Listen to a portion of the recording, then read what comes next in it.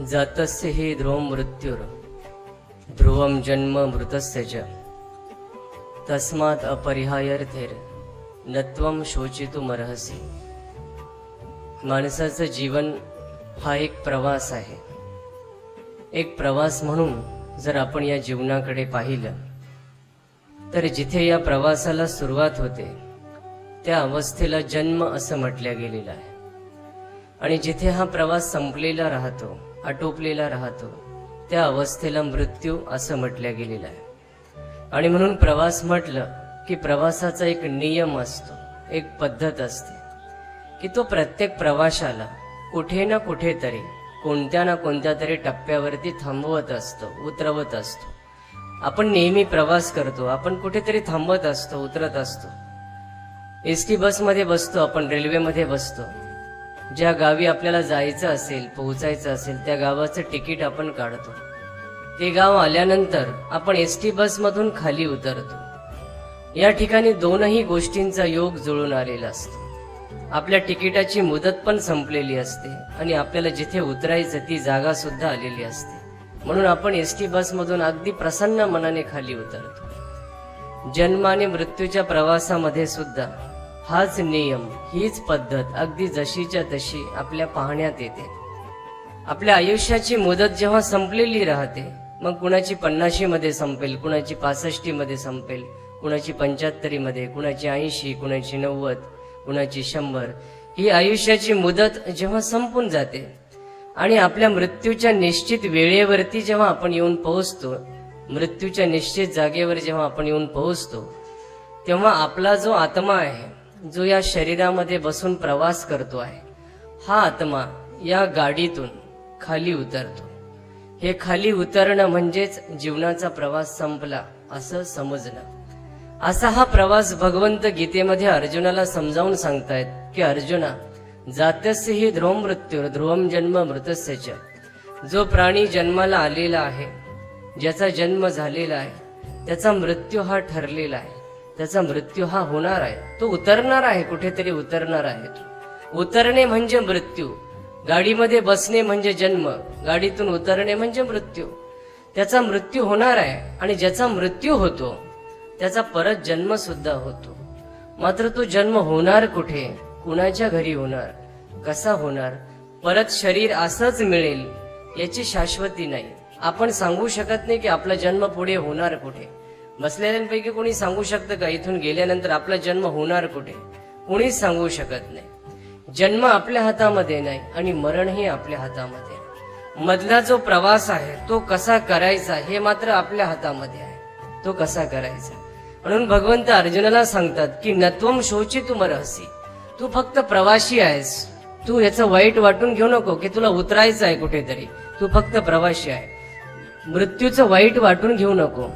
आपण वाईट का वाटून घेतो, आपल्याला वेदना का होते मृत्यूची? कारण आपण फक्त एक क्षण स्वीकारलेला असतो। कोणता? जन्माचा क्षण। आपण सर्वजण इथे बसलो, आपण कोणता क्षण स्वीकारतो? जन्माचा क्षण। जन्म झाला की आपण आनंद साजरा करतो, जन्म झाला की आपण उत्सव साजरा करतो। मात्र या जन्माच्या क्षणासोबतच मृत्यूचा क्षण सुद्धा आपल्या बरोबर जन्म घेतो हे आपण विसरून जातो। विसरतो की नाही? मृत्यूचा क्षण आपल्या बरोबरच जन्म घेतो। पहा तुम्ही, हॉस्पिटलमध्ये एखादं बाळ जन्माला येतं, दुसऱ्या क्षणाला मरण पावतं, तिसऱ्या क्षणाला मरण पावतं, एका दिवसानंतर मरतं, एका महिन्यानंतर मरण पावतं। कारण मृत्यूचा क्षण सोबतच आहे, आपल्या सोबत तो जन्माला आलेला, तो दिसत नाही मात्र असतो सोबत आपल्या। मृत्यूचा क्षण नेहमी आपल्या सोबत असतो, त्याला आपण नेहमी टाळण्याचा प्रयत्न करतो, त्याच्यापासून पळण्याचा प्रयत्न करतो। मात्र आपण कितीही टाळण्याचा प्रयत्न केलाय मृत्यूच्या क्षणाला, तरी तो क्षण कुणालाही टाळता येत नाही। येतो का टाळता? पहा तुम्ही, मृत्यू न म्हणे विख्यात, मृत्यू न म्हणे श्रीमंत, मृत्यू न म्हणे अद्भुत पराक्रमी। मृत्यू कुणाकुणाला टळत नाही, कुणाकुणाला टळत नाही। मृत्यू न म्हणे विख्यात, खूप मोठा विख्यात माणूस आहे, खूप प्रसिद्ध माणूस आहे, खूप मोठा प्रसिद्ध झालेला आहे, त्याला मृत्यू टळतो का? पहा तुम्ही, अनेक प्रसिद्ध माणसं आहेत जगामध्ये, खूप प्रसिद्ध आहेत, नेते असतील, संत असतील, अनेक प्रसिद्ध लोक आहेत, त्यांना मृत्यू टळला का आजपर्यंत?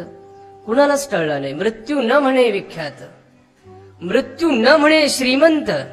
मृत्यू हा विचार करत नाही की हा श्रीमंत आहे की हा गरीब आहे. मृत्यू न म्हणे श्रीमंत. मृत्यू श्रीमंतालाही टाळता येत नाही, मृत्यू गरीबालाही टाळता येत नाही. तो एक सारखा पाहुणा आहे, तो कुणाकडेही जातो. न म्हणे श्रीमंत. श्रीमंतालाही मृत्यू टाळता येत नाही. मृत्यू न म्हणे अद्भुत पराक्रमी. आणखी मरण कुणाला टळत नाही? जो पराक्रमी आहे. पहा तुम्ही, जीवनामध्ये आपण स्वतःला खूप पराक्रमी समजतो की मी बलवान आहे, मी बुद्धिमान आहे. आपली बुद्धी, आपलं बळ तिथे कामी पडत नाही. आपली बुद्धी आणि बळ सुद्धा तिथे कामी पडत नाही. जेव्हा मृत्यूचा क्षण येतो, पडते का कामी? किती बलवान माणूस असू द्या, किती बुद्धिमान माणूस असू द्या, ऑफिसमध्ये बसून ज्याला ₹1,00,000 महिना पगार आहे असा बुद्धिमान माणूस आहे, त्याला सुद्धा मरण येतं. बुद्धिमान आहे, पराक्रम आहे, बुद्धीचा पराक्रम आहे त्याच्याकडे, तरी सुद्धा मरण येतं. एखाद्याकडे शक्तीचा पराक्रम आहे, ताकद खूप आहे अंगामध्ये, पहिलवान आहे, त्याला सुद्धा मरण येतं की नाही? पहा तुम्ही, महाभारतामध्ये आपल्याला कर्ण बघायला मिळतो. कर्ण, त्याला कवच कुंडल होती, जन्मजात कवच कुंडल घेऊन तो जन्माला आलेला होता की त्याला मरण येणार नव्हतं. कुठलाही बाण त्याच्या शरीराला आरपार भेदून जाऊ शकत नव्हता असा हा कर्ण. त्याला कवच कुंडल होती, मात्र त्याला सुद्धा मरण आलं. कसं आलं? पहा तुम्ही, कर्ण जो होता ना, महाभारतातला कर्ण, याला स्वप्न पडलं झोपेमध्ये की कर्णा, उद्या इंद्र येणार आहे तुझ्याकडे, कवच कुंडल मागेल तुझ्याकडे, ब्राह्मणाच्या रूपात येईल, मात्र तू कवच कुंडल देऊ नकोस त्याला.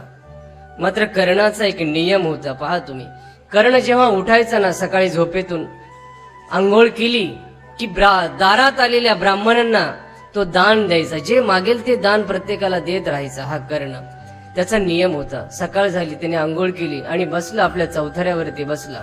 ब्राह्मणांची रांग लागली होती. जो जे मागेल त्याला ते दान कर्ण देत होता. आता सगळे ब्राह्मण निघून गेले आणि कर्ण बघत होता की तो ब्राह्मण आला नाही जो माझी कवच कुंडल मागायला येणार होता. थोडासा सावध झाला कर्ण, मागे वळून पाहिलं. आता निघाला होता घराकडे, तसं दरवाजा वाजला. दरवाजा वाजण्याचा आवाज आला. कर्णाने वळून पाहिलं मागे. तो ब्राह्मण पाठीत वाकलेला, हातात काठी असलेला, डोळे खोल गेलेला, चेहरा सुरकुतलेला ब्राह्मण एक एक पाऊल टाकत कर्णाच्या जवळ येत होता. तो ब्राह्मण आला, कर्णाच्या जवळ येऊन उभा राहिला.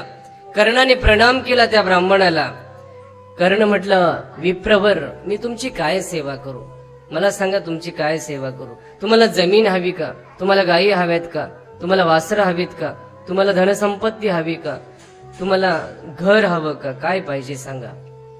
तसं तो आलेला ब्राह्मण कर्णाकडे पाहून म्हटला, कर्णा, हे असलं दान घेण्यासाठी मी तुझ्याकडे आलेलो नाही, असलं दान घेण्यासाठी आलो नाही. मग काय पाहिजे तुम्हाला? जे मी मागेल ते दान तुम्हाला देऊ शकशील का? कर्ण म्हटला, हो, मागून तर पहा तुम्ही, मी देऊ शकेल.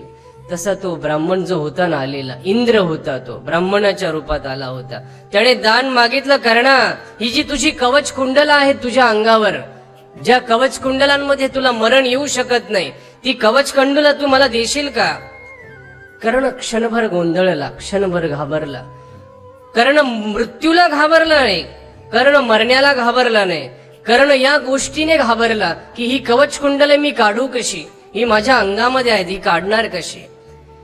तो ब्राह्मण म्हटला, जाऊ दे कर्णा, मला माहिती होतं तू देणार नाहीस मला, मी चाललो आता. ब्राह्मण जसा वळाला ना, कर्णाने परत ब्राह्मणाचे चरण पकडले. म्हटलं, नाही मुनिवर, आजपर्यंत माझ्या दारातून कुणीही रिकाम्या हाताने गेलेलं नाही. मी तुम्हाला देतो ही कवच कुंडल.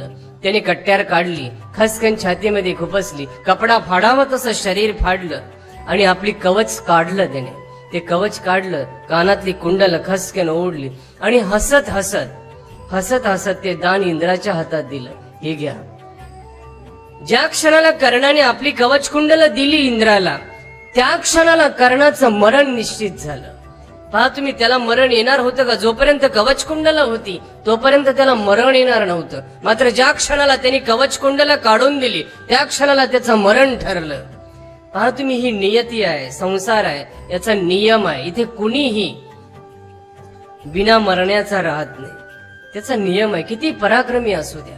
कवच कुंडला कर्णाकडे होती, कवच कुंडला आपल्याकडे आहे. आपल्याला दिसली का ती कवच कुंडला? कोणती आहे? डोळ्यांचं बघणं हे आपलं कवच आहे, कानाचं ऐकणं हे आपलं कवच आहे, पोटाचं पचवणं खाल्लेलं हे कवच आहे. मग जसं जसं वय वाढतं डोळ्यांचं बघणं कमी कमी होत जातं, कानाचं ऐकणं कमी कमी होत जातं, खाल्लेलं घास पचवणं कमी कमी होत जातं. या सगळ्या ज्या शक्ती आहेत आपल्या शरीराच्या या कमी कमी होत जातात आणि मग एक दिवस मरण्याचा येतो आपल्या जीवनामध्ये, जसा कर्णाच्या आयुष्यात आला. आपली कवच काढून घेतल्या जातात. पहा तुम्ही, संसार आहे, प्रत्येक क्षणाला काही ना काही काढून घेतो आपल्याकडून.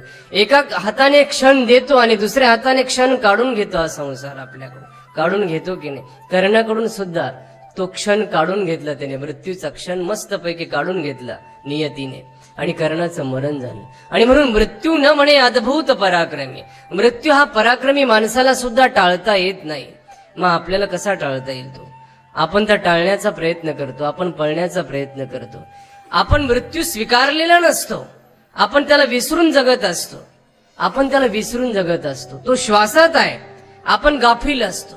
मृत्यू कधीच गाफील नसतो, आपण बेसावध असतो, मृत्यू सावध असतो. पहा तुम्ही, आपण रात्री झोपतो ना, आपण पैसे मोजून ठेवतो, उद्या नोकऱ्याला पगार द्यायचे. आपण कामं डोक्यामध्ये आखून ठेवतो, उद्या ही कामं करायची, ती कामं करायची. डोक्यातली कामं आपण आखून ठेवतो. झोपतो, आपण झोपेमध्येच अटॅक येतो. पहा तुम्ही, लोक झोपेतच निघून जातात. राहिलेले पैसे मोजलेले तसेच राहून जातात, डोक्यातले कामं डोक्यातच राहून जातात. राहतात की नाही? आपण विचार करतो की आता मला चहा प्यायचा आहे, आपण ऑर्डर देतो स्वयंपाकघरामध्ये की चहा ठेवा. आपलं आणि स्वयंपाकघराचं अंतर किती असतं? 5 पावलाचं 10 पावलाचं अंतर असतो. आपण खुर्चीवर बसलेला असतो, चहाचा कप आपल्या हातामध्ये येईपर्यंत आपण निघून जातो. किती मृत्यू सावध आहे, पहा तुम्ही, किती सावध आहे तो. 5 पावलाच्या अंतरावर एवढा तो जलद गतीने येतो आपल्याकडे. येतो की नाही? अर्धा चहा पिलेला असतो, अर्धा प्यायचा बाकी असतो, त्याही क्षणाला मरण येतं. एक घास पोटात गेलेला असतो, एक चावत असतो, एक मोडण्याच्या तयारीत असतो आपण, त्याही क्षणाला अटॅक येतो, आपण मरण जातो. मृत्यू प्रत्येक क्षणाला सावध आहे. आपण जेवताना बेसावध असतो, आपण झोपताना बेसावध असतो, सगळ्या गोष्टीत आपण बेसावध असतो. मात्र मृत्यूचा क्षण प्रत्येक क्षणाला सावध असतो. तो प्रत्येक क्षणाला सावध असतो. असतो की नाही?